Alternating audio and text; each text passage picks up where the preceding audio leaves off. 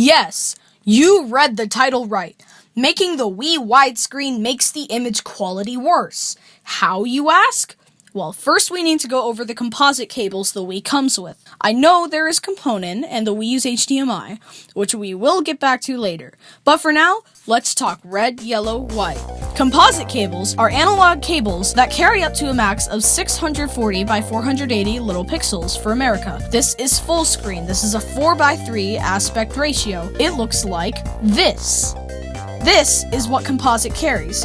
We'll get to how your Wii does widescreen later. The video cable goes down one wire, the yellow. An entire video going down one little wire, you will imagine, will not look great. The way analog makes the picture is it sweeps across the screen at a super high speed, making a line, until it goes down the lines until it reaches the bottom, which then it comes back to the top. Analog TVs use the same method as composite, so they go hand in hand. But all this sweeping across the screen, which it does 480 times for one frame, and 30 frames per second, means that since the line is going so fast, there is going to be some inaccuracy and blurring. Just look at this picture of Teletubby turtlestormer in composite. Blurry, right? For comparison, here's a close-up of the Wii U menu on HDMI, and here's a close-up on the Wii U menu in composite. Now that we know everything about composite, we can start to understand why the Wii's widescreen makes the image quality worse. We know the Wii uses composite cables.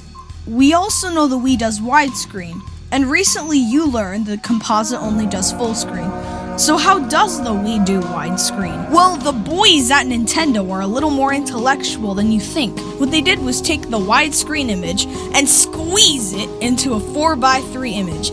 It takes the 16:9 image and strips away some of the pixels to fit on a full screen 640 by 480 square image. Yes, this is how your Wii does widescreen. It gets rid of pixels. You thought before that all it did was add pixels on the sides? Think again. When you set your TV to display the full screen image in widescreen, it stretches the image. It takes the pixels and makes them rectangular. So when the Wii strips away some of the pixels and you stretch the image, you lose picture quality. Those perfect circles and perfect widescreen geometry? Think again. I will lay out an approximate pixel grid while in widescreen. Do you still not get what I'm saying? Your Wii does not do widescreen. It crunches the image, and you set your TV to display the crunched image stretched. So the imperfections of composite are amplified when in widescreen. Now earlier, I said I would talk about component and the Wii U's HDMI. About component. The imperfections of component aren't nearly as noticeable, which is good,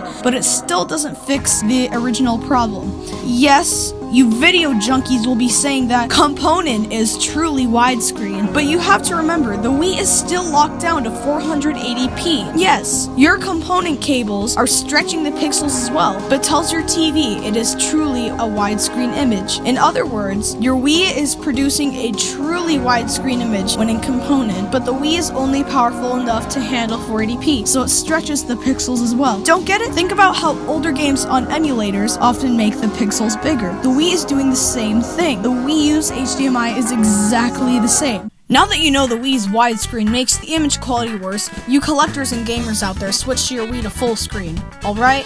I mean, you know how much of a blurry mess Twilight Princess is, and it actually isn't as noticeable as when in widescreen. Thank y'all for watching this video. It really helps the channel out. So I ask of you a small favor. Please go turn your Wii back to full screen, as you will see the resolution that the Wii was meant to carry. Bye now.